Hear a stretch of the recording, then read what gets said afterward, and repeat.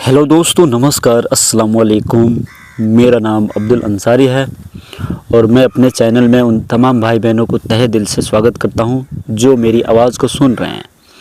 और मालिक की रूह सोल जीवात्मा जो आपके अंदर बैठी है, उस प्यारी सी जीवात्मा को मेरी तरफ से नमन, प्रणाम, सलाम है। आज मैं एक ऐसी साधना बतलाने जा रहा हूं जो स्वयं सिद्ध साधना है। बहुत मेरे मित्रों को, बहुत भाइयों को मैंने कराया और ये साधना कुछ ही दिनों में, कुछ ही पलों में ये साधना उनको सिद्ध हो जाती है। तो ये साधना इतना ज़्यादा सिद्ध है कि इस साधना को यदि आप करते हैं तो कुछ ही दिनों में, मतलब उत्तम, आपको इसका अनुभव हो सकता है।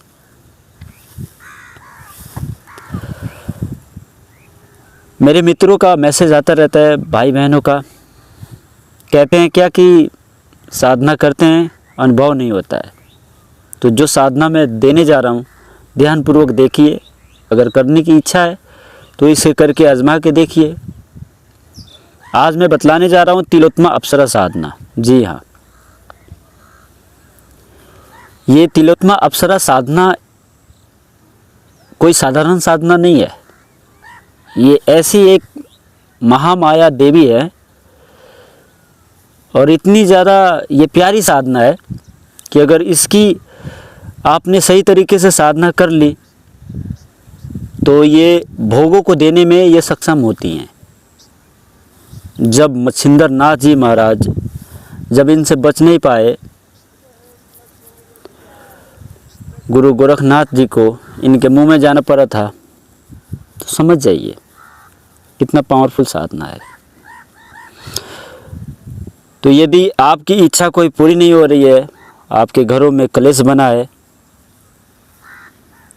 और कहीं से सुख शांति नहीं मिल रही है, तो जो साधना मैं बतलाने जा रहा हूँ स्वयं सिद्ध साधना है। आपके घरों का जो नेगेटिव ऊर्जा है शांत हो जाएगी, क्योंकि जो नेगेटिव ऊर्जा जिस मंत्र में वास करती है वही मंत्र मैं आपको बतलाने जा रहा हूँ। जी हाँ, और जब उस मंत्र को आप लोगे, नाम उच्चारण मात्र से ही वो ऊर्जा शांत होने लगती है।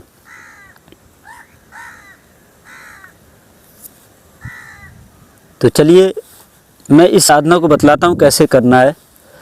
इस साधना को आप अपने अनुसार, अपनी इच्छा अनुसार जो भी भोग रखना चाहते हैं, जो भी मतलब मेवा मिष्ठान, जो भी मतलब फल फ्रूट आप भगवान को भोग लगाते हैं, उस तरीके से भोग लगा के इस साधना को कर सकते हैं। भगवान का भोग हम खुद अपने दिमाग से चुनाव करके तब उनको लगाते हैं। तो जो साधना मैं बतला रहा हूँ सात्विक साधना है। आप अपने मन से तामसिक भी बना सकते हो, ये आपकी मर्जी है। छुरी से सब्जी काटो या किसी का कत्ल करो, यह आपकी मर्जी है। पर जिस तरीके का आप काम करेंगे उसका फल आपको ही मिलेगा। मेरा काम है केवल आपको सच्चाई बतलाना, एक रास्ता बतलाना। मैं इतना कह देता हूँ, खोल के कह देता हूँ कि इस साधना में तामसिक प्रयोगों का इस्तेमाल ना करें। हो सकता है इस साधना में आपको तामसिक भोगों का ऑफर किया जाए, पर उस चीज़ को यदि आप रोक लेते हैं तो ये देवी एक ऐसी देवी है कि सच्चाई से आपको रूबरू करा देगी। जी हाँ, जिसे सरस्वती की कला कहते हैं वो आपको दिखाई दे देगी। सरस्वती जब कुछ विद्या देना चाहती है तो पूरब के दिशा की तरफ से सितार बजाते हुए दिखाई दे देती है। सारी देवियों का कला उसके अंदर होता है। तो चलिए इस मंत्र का जाप कितना करना है मैं बतला देता हूँ। 2 माला से कम नहीं। जो मैं मंत्र बतलाऊंगा 2 माला से कम नहीं। बंदा जितनी ज़्यादा के ज़्यादा तादाद में कर सके, 11 माला, 9 माला, 21 माला, 41 माला, इस साधना को कम से कम 1 महीने की तादाद लेके आपको करनी है। कम से कम 41 दिन की तादाद से कम नहीं करनी है इस साधना को। कोई भी साधना करें, 1 महीने का टारगेट लेके कोई भी साधना करेंगे तो ज़रूर सफल होंगे। 2 दिन, 3 दिन, 4 दिन का साधना करते हैं, सफल नहीं हो पाते हैं। बहुत ऐसे साधक होते हैं जो खुद से प्रयास करते हैं, नए साधक कामयाब नहीं हो पाते हैं, तो बहुत ढेर सारे पैसे आमिलों को, उन बाबाओं को दे देते हैं। और बहुत ऐसे बाबा आजकल यूट्यूब में बैठे हैं जो कहते हैं 2 घंटे में आपको सिद्धि ट्रांसफ़र दे देंगे। तो आपको उस चीज़ की जानकारी नहीं है। खुद ही सोचें, आप जब तक खाना खाएंगे नहीं तो आपका पेट भरेगा नहीं। आपने अपने आत्मा को जगाया नहीं तो आत्मबोध का कैसे बोध करेंगे। मान लो किसी तांत्रिक बाबा ने, किसी अघोरी बाबा ने, या कोई भी मतलब जो सिखाने वाले हैं अमल, वो शक्ति को ट्रांसफ़र कर भी देते हैं, तो आपकी जो आत्मा है, सोई है, उसे कैसे महसूस कर पाएगी। उसे महसूस करने के लिए अपने आप को जगाना भी तो ज़रूरी है। तो जो तरीका साधना का है वो आत्मा को जगाने का तरीका है, अपने आप को पहचानने का तरीका है। तो साधना करें। अगर समझ नहीं आता है तो टीचर को पकड़ें, ये काम कैसे होगा। अब 2 रुपये या 4 रुपये उस पर खर्च करें तो और बेहतर तरीके से आपको बतलाएगा। मुझसे तो हज़ारों की तादाद में लोग जुड़ते हैं और फ्री में कुछ ले लेते हैं। बात करने का तरीका आना चाहिए। कहते हैं ना कि अगर बात करने का तरीका आ जाए तो किसी इंसान को फ्री में कोई चीज़ मिल जाती है। पर ऐसे नहीं दूंगा, कुछ आपसे वादा करूंगा तब दूंगा।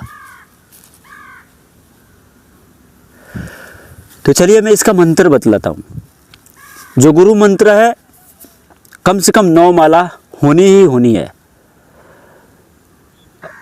अब मच्छिंद्रनाथ का या श्री गुरु गोरखनाथ जी का कौन सा गुरु मंत्र था, उस गुरु मंत्र को पकड़ लीजिए आप। जय गुरुदेव। इस मंत्र का कम से कम 9 माला जाप होनी ही होनी है। ठीक है।